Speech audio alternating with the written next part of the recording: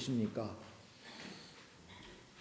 뭐 세상 말로 잘 나가는 분들도 좀 계실 수 있겠습니다만 일반적으로 피부로 느끼는 바가 뭡니까? 많은 분들이 물가에 너무 뛰는 물가에 등골이 휘는 것을 느끼는 것 같습니다. 알게 모르게 신음하며 사는 분들이 주변에 꽤 있습니다. 여러분 알다시피 아파트 세며 또 유틸리티 비리며 톨비며 제가 어제 또 스테이플에 문방구 용품을 좀 사러 갔는데 얼마나 물건값이 많이 뛰었는지 한 두세 배는 뛴 것 같아요. 오래간만에 봐서 그런지 일반 물가가 껑충 뛰었습니다. 참 이거를 요즘 우리들이 많은 분들이 피부로 느끼고 또 적지 않은 고생을 하십니다. 근데 여러분 우리가 더 예민하게 피부로 느껴야 될 그것이 뭡니까? 제가 보기에는 이 시대의 영적인 기상도, 도덕적인 기상도입니다. 영적 분위기, 도덕적 분위기가 더 심하게 오염되어서 이 세상이 종말의 멸망을 향해 가고 있지 않는지 여겨질 정도라는 것입니다. 제 친구 우리 강기보 목사님이 얼마 전에 중국을 다녀왔는데 너무 스모그 현상이 심해가지고 다니기가 힘들 정도였다고 그래요. 여러분 우리 영적으로 좀 더 예민하다면 우리는 영적 스모그 현상 때문에 때때로 심령의 고통을 느껴야 될 것입니다. 여러분 도덕적 오염의 현상을 보세요. 그야말로 검은 것을 희다하고 흰 것을 검다하는 그런 시대 가운데 우리가 살고 있습니다. 도덕적으로 용납될 수 없는 혼의 정사가 요즘 사람들에게 특별히 젊은이들에게 받아들여지는 그런 세태가 되지 않았나 싶습니다. 도덕적으로 용납될 수 없는 도박이 용인된 것은 어제 오늘의 일은 아니지만 절제심이 없는 사람들을 미혹하는 큰 도박장이 예전에는 애틀란틱 시티나 라스베가스만 있는 줄 알았더니 근래에는 뭐 가까이는 커네티컷에 있고 더 가까이는 바로 요 앞에 자마이카에 큰 도박장이 생겼다고 그래요. 문제의 심각함은 이런 부도덕한 도박을 시정부나 주정부 또는 국가가 세금을 좀 더 거두기 위해서 용인하고 조장하고 있다는 것입니다. 30-40년 전 낙태법에 이어서 근래에 동성결혼법이 미국 전국적으로 용인되며 한국 등 전 세계적으로 무서운 누룩처럼 퍼져가고 있습니다. 여러분 한국 언론을 통해 들었겠지만 뭐 퀴어 축제, 동생의 축하하는 퀴어 축제가 한국에서 비로소 작년부터 열리기 시작했어요. 여러분 말이 동성애 용납이지 동성애자들이 오히려 특권을 주는 법입니다. 국민의 땀인 혈세 수억 달러와 수조억 원이 저들의 변태적 방탕으로는 질병 치료에 매년마다 퍼부어주고 있어요. 우리 자신에게 영향을 미치며 우리 자녀들의 도덕관과 정체성에 치명타를 가하고 있습니다. 의를 핍박하는 시대입니다. 이런 잘못된 풍조를 도전하거나 시정을 했다가는 범법자로 몰리고 있는 시대입니다. 여러분 뉴스를 통해 들었다시피 우리 법원 서기가 동성결혼 부부 인정하기를 거부했다고 해서 유치소에 갇힌 바 되었고 또 사직을 강요당하기까지 했습니다. 아파트 주인이 어떤 사람의 입주를 거부할 수 있으나 동성애자들의 입주를 거부했다가는 성소수자 차별로 법적 제재를 받습니다. 의사나 교사가 동성애 청소년의 고민을 상담받으면 그 법법 버려요. 그것도 역시 성소수자 차별을 했다고 해서 선생님들이 카운슬링을 안 받습니다. 그런 고민을 가진 청소년이 찾아와도 의사도 카운슬링을 받을 수가 없어요. 왜냐? 그 성소수자 차별이라고 해요. 여러분 미국의 형편이 현재 이러하고 그리고 한국도 내일 모레 노일모랍니다. 박원순 서울시장이 뭐라고 그랬어요? 전에 교육감했다가 쫓겨난 사람이 뭐라고 그랬어요? 동성애자를 온화하는 그런 발언들을 서슴지 않고 하고 있습니다. 우리는 혼란의 시대 가운데 살고 있습니다. 이런 상황 속에서 무엇이 절대적으로 옳고 그른지를 잘 분별하기가 어려워지는 그런 혼란의 시대 가운데 우리와 우리 자녀들이 살아가고 있습니다. 이런 시대를 내다본 바울은 디모데 3장 1절 이하에서 이렇게 말합니다. 너는 이것을 알라. 말세에 고통하는 때가 이르러 사람들이 자기를 사랑하며 돈을 사랑하며 자랑하며 교만하며 비방하며 부모를 거역하며 감사하지 아니하며 거룩하지 아니하며 무정하며 원통함을 풀지 아니하며 모함하며 절제하지 못하며 사나우며 선한 것을 좋아하지 아니하며 배신하며 조급하며 자만하며 쾌락을 사랑하는 것을 하나님 사랑하는 것보다 더하며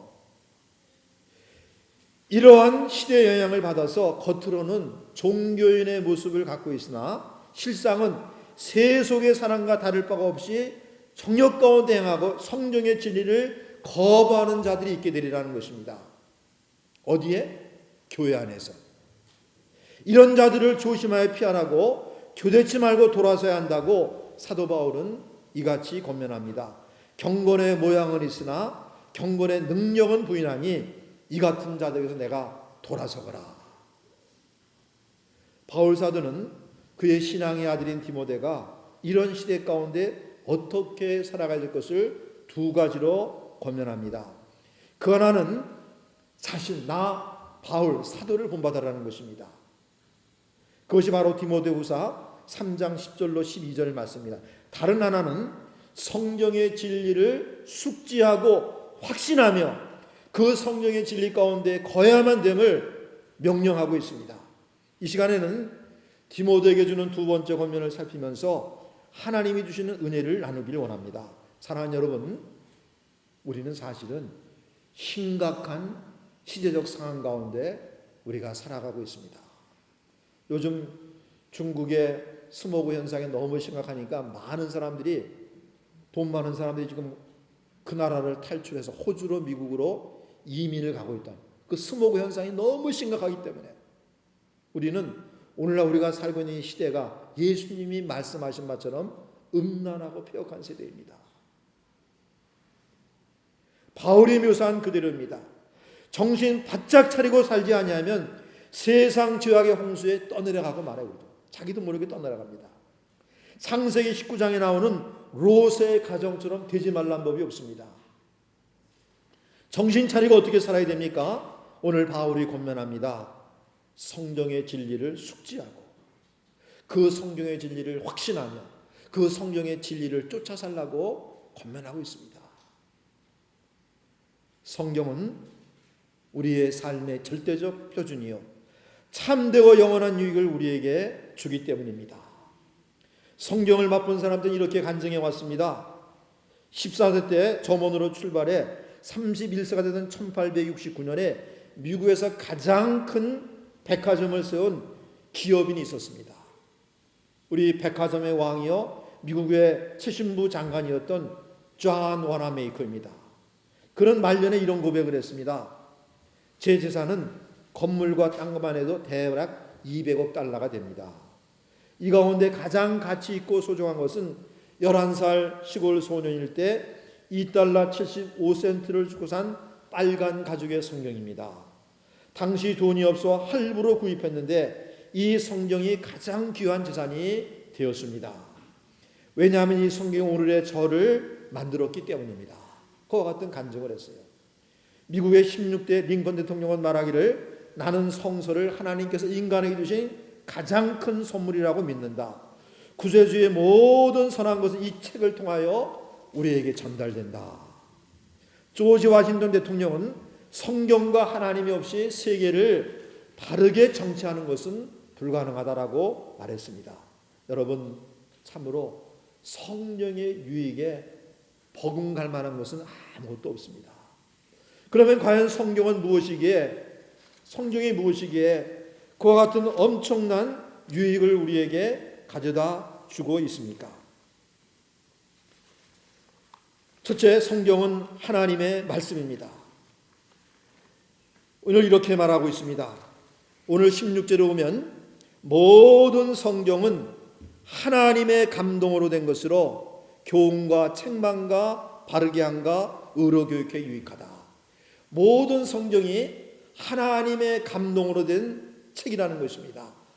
사람에 의해 쓰여졌지만 하나님께서 그 사람을, 성경의 저자인 그 사람을 성령으로 감동을 시켜서 하나님의 뜻을 말씀해주고 하나님의 계획이 어떠한가를 말씀해주고 또 하나님의 구원이 어떠한가를 말씀해주고 또 하나님의 사랑이 어떠한가를 저들에게 말씀해주고 저들로 하여금 그것을 기록하게 한 것이 바로 성경입니다.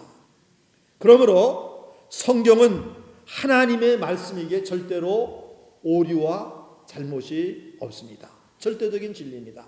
여러분, 우리 참 한국의 세월호 사건을 생각할 때마다 우리 한국 사람 모두가 참 가슴 아파합니다. 그때 이준석 선장이라는 사람이 배가 침몰되기 시작했을 때 학생들에게 방송, 너희들 절대로 거기를 떠나면 안 된다. 그래 놓고 자기와 선원들은 먼저 빠져나오고 수백 명의 학생들이 생으로 수장을 당하도록 했습니다. 저승사자가 되어버리고 말았어요. 여러분, 이같이 사람의 말은 잘못되고 거짓일 수가 있습니다. 근데 하나님의 말씀은 절대로 오류와 거짓이 없어요.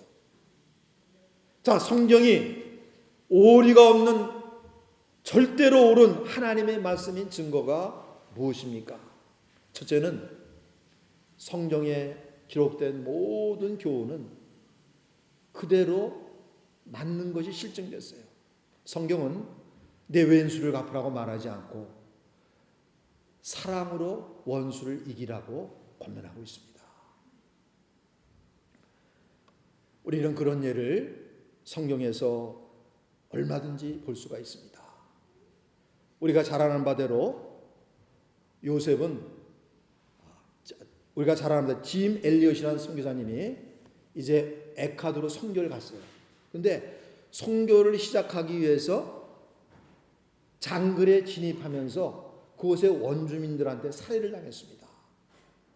그런데 그 부인인 엘리자베스 엘리엇이 얼마 있다가 다시 남편이 들어가다가 순교를 당한 그 장소로 갔어요. 말없이 5년 동안 의료 봉사를 했습니다. 그것이 가능했던 것은 그 종족들은 여자들은 해치지 않는데요. 그래서 백인 여자지만 해치지 않고 자기들 가운데 거하도록 하고 의료 봉사활동을 펼치도록 했습니다. 이제 5년이 지나서 그가 미국에 볼 일이 있어 가야 될 일이 있기 때문에 추장에게 찾아가서 내가 미국에 좀 다녀올 일이 있다. 그랬더니 미국 추장이 도대체 당신이 누구냐? 당신이 어떤 사람에게 우리에게 와서 이와 같이 의료 봉사를 하고 있느냐? 묻더라는 것입니다. 그래서 그때 비로소 나는 몇 년 전에 당신들이 미국인들을 어떻게 죽였는데 그 한 사람의 부인이 나다. 그랬더니 추장과 그 종족 사람들이 충격과 감동을 받고 다 그 한 종족이 하나님께로 돌아왔어요. 지금도 그 에콰도르 장글에 가면 그 사람을 기념하는 성교관에 세워져 있다고 해요. 우리 교회 심호하시던 양충모 목사님 몇 년 전에 다녀왔는데 그 기념관에 서 있는 것을 자기가 보고 왔다는 그런 말을 했습니다. 성경의 교훈대로 사랑으로 원수를 이기는 이것이 성경의 교훈이 맞는 것입니다. 우리가 아는 대로 성경 얼마나 하나님께서 우리의 기도를 들으시고 기도한 그대로 응답하신다는 사실이 얼마나, 그런 약속이 성경에 얼마나 많이 부어져 있습니까? 우리가 요한일서 5장 14절 15절에 말한 대로 그를 향하여 우리의 가진 바 담대한 것이 이것이니 그의 뜻대로 무엇을 구하면 들으시니라. 이 말씀대로 우리가 기도할 때 너무나도 많은 우리 믿음의 사람들이 과연 기도한 그것을 그대로 응답받음으로 말미암아 기도 응답에 가는 하나님의 교훈이 헛것이 아니요 참으로 진실임을 그들이 체험하고 있습니다. 엘리야가 비 오지 않기를 하나님께 간절히 기도한 즉 3년 반 동안 이스라엘 땅에 비가 오지 아니했습니다. 다시 엘리야가 하나님 앞에 간절히 기도했을 때 얼마 안 있어 다시 3년 반 동안 비가 안 오던 그 땅에 비가 쏟아졌습니다. 여러분, 성경의 교훈은 우리가 그 말씀대로 행해 볼 때 그것이 진리임을 알 수가 있는 것입니다. 사랑하는 여러분, 또한 성경이 하나님의 말씀인 증거가 뭡니까? 그것은 성경에 기록된 모든 사실들이, 그리고 역사적 사실들이 실제임이 확인이 되었어요. 소위 자유주의라고 하는 학자들이 성경에 기록된 어떤 사실들, 역사적 사실이든지 지리적 사실들이 실제와 일치하지 않는다고, 그러므로 성경은 영적 도덕적 교훈을 위해 쓰여진 종교서적이지 절대로 오리가 없는 하나님의 말씀이 아니다, 이렇게 주장하는 자유주의 학자들이 있어 왔습니다. 여러분, 고고학적 발굴이 추진되면서 성경에 기록된 여러 가지 역사적 사실들이 그대로 맞는 것임이 확인됐어요. 예를 들면 사도행전에 여러 지역들이 나옵니다. 그리고 그 지역에서 일하는 관리들의 명칭이 나옵니다. 그들의 직함이 나옵니다.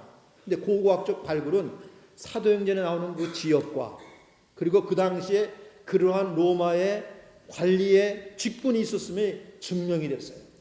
아브라함 시대의 풍습도 고고학적 발굴에 따라 아브라함 시대에 과연 그러한 풍습이 있었음이 증명이 됐습니다. 성경은 기록된 모든 역사적 사실들은 그대로 있는 사실을 그대로 기록한 것이에요. 그 당시에 그 지역에 있었던 것을 그대로 기록한 하나님의 말씀입니다. 그러므로 사랑하는 여러분, 우리는 성경이 하나님의 말씀인 사실을, 바로 성경에 있던 여러 가지 역사적 사실들이 그대로 입증됨에 따라 그것이 성교적 사실임이 확증이 되었습니다. 또한 성경이 하나님의 말씀이 확실한 사실은 성경에는 해결할 수 없는 많은 예언들이 기록되어 있습니다. 예를 들면 바벨론 나라가 있기 전에, 그 다음에 페르시아 나라가 있기 전에, 그리고 그 다음에 헬라 나라가 흥왕하기 전에, 그리고 그 다음에 로마 나라가 흥왕하기 전에 그 나라의 흥망성쇠를 미리 하나님께서 내다보고 다니엘 선지로 하여금 기록토록 했어요. 근데 이것을 믿을 수 없기 때문에 많은 자유주의 학자들이 뭐라 그러느냐, 그것은 그러한 역사적 일이 다 일어난 다음에 마치 그것을 예언한 것처럼 기록해 놨지 그 사실 미리 예언한 게 아니다. 그런데 그런 학자들의 뺨을 치는 사건이 일어났어요. 1948년도에 사해바다 근처의 동굴에서 그 유명한 데드시 스크롤, 사해사본이 발견됐습니다. 가죽에 쓴 성경인데 주전 600년 전에 쓰여진 것으로 학자들이 인정하고 있는데 거기에 바로 다니엘서가 기록되어 있는 거예요. 다니엘서가. 그래서 600년 전이면 헬라 나라가 아직 일어서기 전입니다. 로마는 나라가 일어서기도 전입니다. 그런데 그런 사실이 거기에 자세히 기록되어 있는 거예요. 그래서 성경에 기록된 예언이 하나님의 말씀임이 확실히 입증이 되었습니다. 그 밖에 애국과 모압과 여러 나라의 그들의 흥망성쇠가 그대로 성경에 기록되어 있는데 그대로 다 성취되었습니다. 특별히 예수 그리스도에 관한 예언은 말로 다 할 수 없이 많은 예언들이 기록되어 있는데 그분의 탄생자소며 그분의 혈통이며 그분의 생애며 그분의 고난이며 그분이 은 20냥에 팔릴 것이며 그분이 십자가에 죽을 것이며 그분이 부활할 것, 이것이 이미 다 구약 성경에 자세히 예언되어 있는데 그 예언이 그대로 성취가 되었습니다. 사랑하는 여러분, 성경은 20몇 불짜리 종교서적이 아닙니다. 이것은 하나님께서 말씀하신 바를, 선지자들을 그의 영 성령의 영으로 감동을 시키셔서 말씀하신 바를 그대로 기록한 것이 바로 성경임을 믿으시기를 바랍니다. 정말로 하나님의 말씀입니다. 그러면 하나님의 말씀인 성경이 주는 유익이 뭡니까? 첫째는 주 예수께 대한 믿음을 일으켜 영생과 구원의 유익을 줍니다. 15절을 주목해 보세요. 성경은 능히 너로 하여금 그리스도 예수 안에 있는 믿음으로 말미암아 구원에 이르는 지혜가 있게 하느니라. 성경은 하나님의 말씀이기에 살아계신 하나님께서 그 말씀을 통해 우리 마음을 깨우치십니다. 성경은 그리스도 예수를 계시하고 이 예수께 대한 믿음을 일으킴으로 사람들로 하여금 구원에 이르게 한다는 것입니다. 성경은요, 그 첫 책인 창세기서부터 그 마지막 책인 계시록에 이르기까지 하나님의 어린 양인 예수 그리스도의 피 흘림에 대해서 말하고 있습니다. 이미 창세기 3장에 피 흘리신 하나님의 어린 양 예수 그리스도가 상징적인 예표로 우리 가운데 등장하고 있습니다. 아담과 하와가 범죄했을 때 무화과 나무 잎으로 그들의 부끄러움을 수치를 가릴 수 없는 아담과 하와에게 하나님께서 동물을 죽여서 피 흘린 그 가죽옷을 입혀주세요. 그 피 흘린 동물의 가죽옷이 바로 인간의 죄로 인한 수치를 가려주는 예수 그리스도, 하나님의 어린 양 예수 그리스도를 예표하는 동물의 가죽옷으로 아담과 하와의 수치를 가려줬습니다. 그리고 계속해서 그리스도 예수에 관한 계시의 말씀, 그러니까 마지막 책인 계시록에 이르면 다시 한번 하나님의 어린 양 예수 그리스도에 관한 증거가 계시록 1장에서부터 울려 퍼지고 있습니다. 사랑하는 여러분, 성경은 이 땅에 모든 사람들은 너나 할 것 없이 다 죄인이어서 스스로를 구원할 수 없다는 것입니다. 오직 하나님의 어린 양이신 예수 그리스도, 흠없고 점도 없은 죄 없인 하나님의 아들 예수 그리스도의 희생의 피로만 구원받을 수 있다는 것입니다. 하나님의 말씀인 성경이 이 사실을 확실하게 보여주고 있습니다. 오직 성경만이 인간이 끔찍한 죄인 된 사실과 성경만이 하나님의 은혜로 스스로 어쩔 수 없는 인생들이 구원받는 사실을 말씀하고 계시하고 있습니다. 그러므로 우리가 이 복음의 말씀을 들을 때 살아계신 하나님께서 우리들의 마음 가운데 믿음을 불러일으켜요. 믿음을 불러일으켜요. 여러분, 왜 사람들이 오랫동안 예수를 믿지만, 교회를 다니지만 믿음이 확고히 그 마음 가운데 뿌리 내리지를 못하고 있습니까? 예수님에 대해서 듣지를 않기 때문에 그래요. 내가 얼마나 보잘것없는 죄인인가. 이런 죄인을 값없이 죄를 사해 주시고 영원한 생명을 주시는 분은 예수님이라는 이 창세기부터 계시록까지 끊임없이 울려 퍼지는 이 복음의 말씀을 안 듣기 때문에 그런 거예요. 믿음이 뿌리를 내리지 못하고 있어요. 로마서 10장 17절에서 바울은 이같이 증거합니다. 그러므로 믿음은 들음에서 나며 들음은 그리스도의 말씀으로 말미암느니라. 이 믿음으로 말미암아 여러분은 그리스도 예수 안에 있는 구원을 받게 됩니다. 성경은 능히 너로 하여금 그리스도 예수 안에 있는 믿음으로 말미암아 구원에 이르는 지혜가 있게 하느니라. 사랑하는 여러분, 이 성경 말씀이 얼마나 좋고 귀중합니까? 저도 청년 시절에 로마서 말씀을 통해서, 특별히 로마서 3장에 나오는 말씀, 예수 그리스도로 말미암아 죄인된 내가 의롭다함을 얻게 되는 것을 확신하게 되었을 때 참 얼마나 좋았는지 몰라요. 그리스도의 피로 속죄함을 받았다고 하니 너무나 기뻤어요. 성경은 우리에게 이와 같은 그리스도 예수 안에 있는 구원을 알려주고 믿어 죄 사함으로 말미암는 구원, 영생 구원에 이르게 합니다. 영원한 유익, 값으로 칠 수 없는 그와 같은 유익을 우리에게 주고 있습니다. 성경의 유익이 또 무엇입니까? 우리를 온전케 만듭니다. 오늘 16절 17절이 말합니다. 모든 성경은 하나님의 감동으로 된 것으로 교훈과 책망과 바르게 함과 의로 교육하기에 유익하니 이는 하나님의 사람으로 온전케 하며 모든 일을 행하기에 온전케 하려 함이라. 여기 보니까 이는 하나님의 사람으로 온전케 한다고 그랬습니다. 여러분, 우리 자라나면서 어른들의 말 가운데 든 잊혀지지 않고 기억되는, 때때로 기억되는 말이 있죠. 뭡니까? 야, 너 먼저 사람이 되라. 먼저 사람이 되라. 여러분, 사람이 되지 못한 채로 사학가가 되고, 사람이 되지 못한 채로 정치가가 되고, 사람이 되지 못한 채로 박사가 되면 뭐합니까? 남에게 오히려 해를 끼치고 가족들에게 해를 끼치고 자기 자신에게도 해를 끼치는 그런 사람이 되고 마는 예를 얼마나 많이 봐요. 신학 박사가 되면 뭐예요? 자기 딸을 죽이는. 여러분 잘 알다시피 메조도프라는 사람이 사람이 되지 못한 채로 큰 사업가가 되려고 투자가들에게 고액 이자를 지불하는 소위 말하면 펀지 사기를 벌렸죠. 10,000불 너가 나한테 투자하면 내가 한 달에 2,000불씩 주겠다. 이자로만. 투자 안 하지 않을 사람이 누가 있어? 돈 가진 사람이에요.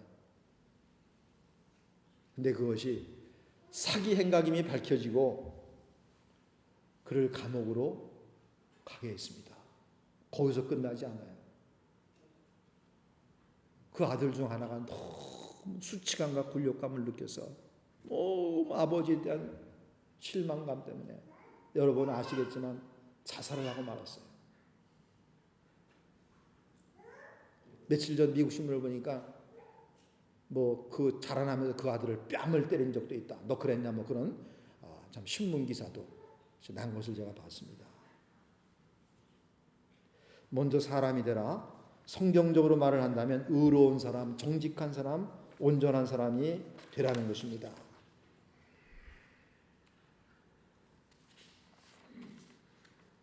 원래 하나님이 의도한 바대로 하나님의 형상을 갖춘 사람, 예수 그리스도를 닮은 사람이 되라는 것입니다. 먼저 사람이 되라는 말은 쉬울지 모르지만 쉽지 않습니다. 실상은 어렵습니다. 사람의 의지와 결단으로 되어지는 일만은 아닙니다.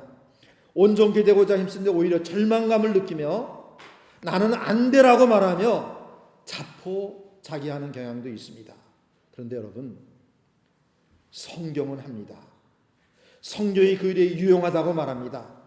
사람으로는 쉽지 않고 안 되지만 하나님은 하십니다. 하나님께서 우리에게 주신 말씀, 그 성경을 통해서 우리를 온전케 하시는 그 일을 바로 하나님께서 시행하신다는 거예요. 얼마 전에 갑자기 우리 교회 스팀 파이프가 나가가지고 여기서 막 그냥 그 추운 날인데 김이 팍팍팍 막 쏟아나는 거예요. 끌 수밖에 없어서 막 스팀이 막 폭발하니까. 그래서 일부 예배 때는 추운 가운데 예배를 드렸습니다. 근데 마침 우리 교회 가운데 참 신종호 지사님 그것을 보는 기술자예요. 그분을 딱 부르니까 그분이 일부 예배하고 2부 예배 중간에 오셔가지고 다 뜯고 파이프가 이렇게 끊어졌어요. 그것을 다 용접해서 녹이고 조이고 그래서 2부 예배 때는 춥지 않게 예배를 드렸습니다. 여러분, 가구가 망가져도 기기가 망가지면 우리는 어쩌지 못합니다. 근데 메카닉이나 목수는 아무렇지도 않게 망가진 기계나 망가진 가구를 잘 고쳐요. 여러분, 우리 스스로 못 고칩니다. 하나님께서, 우리를 주신 하나님께서 천련장이 아니라 하나님의 말씀을 통해서 우리를 온전케 하십니다. 그분이 우리를 지으셨기 때문에. 그분보다 훌륭한 메카닉이 없어요. 그분보다 더 훌륭한 목수가 없어요. 그분보다 우리를 더 하시는 분이 없어요. 우리를 지으신 분이, 우리 영혼을 지으신 분이 병든 영혼도 치료할 수 있고 병든 육신도 치료할 수가 있고 병든 성격도 치료할 수가 있고 바로 그것을 하나님의 말씀을 통해서 하신다는 겁니다. 하나님의 말씀을 통해서.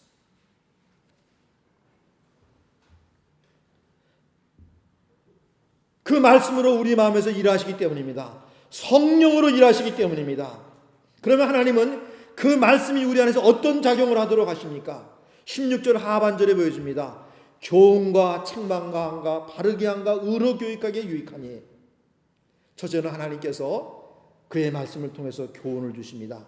마땅히 행할 바를 지시합니다. 가야 할 길을 보여줍니다. 시편 119편 105절에 주의 말씀은 내 발의 등이요 내 길의 빛이니이다 라고 했습니다.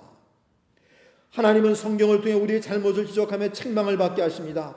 사도행전 2장 36절 이하에 보면 우리는 회중들이 베드로를 통해 증거되는 복음의 말씀을 통해 가슴이 찔려 형제들아 우리가 어찌할꼬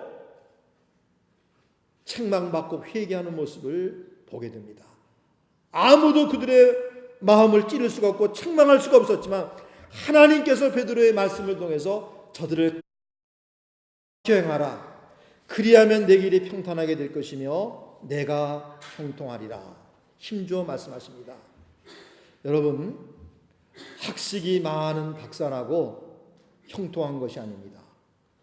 여러분, 또 우리가 보고 경험하는 처럼 재주가 많고 능력이 많아서 형통한 것도 아닙니다. 말씀을 묵상하고 지켜 행하는 자가 평탄하고 형통하리라고 약속하시면 왜 그렇습니까? 아니, 하나님보다 더 스마트한 사람이 어디 있어요? 하나님이 어련히 알아서 우리를 가장 옳은 길로, 하나님이 어련히 알아서 우리를 가장 복된 길로, 하나님이 어련히 우리를 알아서 가장 형통한 길로 그 말씀을 통해서 인도하시지 않겠습니까? 내가 스마트하다고, 내가 능력이 많다고 형통한 것 절대 아니에요. 너희는 내 말씀을 지켜 행하라. 그리하면 내 길이 평탄하게 될 것이며 내가 형통하리라. 말씀을 맺습니다. 사랑하는 여러분, 하나님의 말씀이 절대 표준입니다.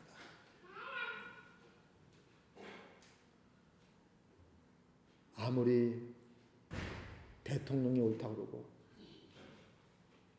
미스터 앤 미세스 클린턴이 아무리 동성애가 옳다고 그러고 잘한다고 칭찬하고 미스터 앤 미세스 오바마가 아무리 동성애를 칭찬하고 옳다고 그래도 하나님의 말씀이 노입니다.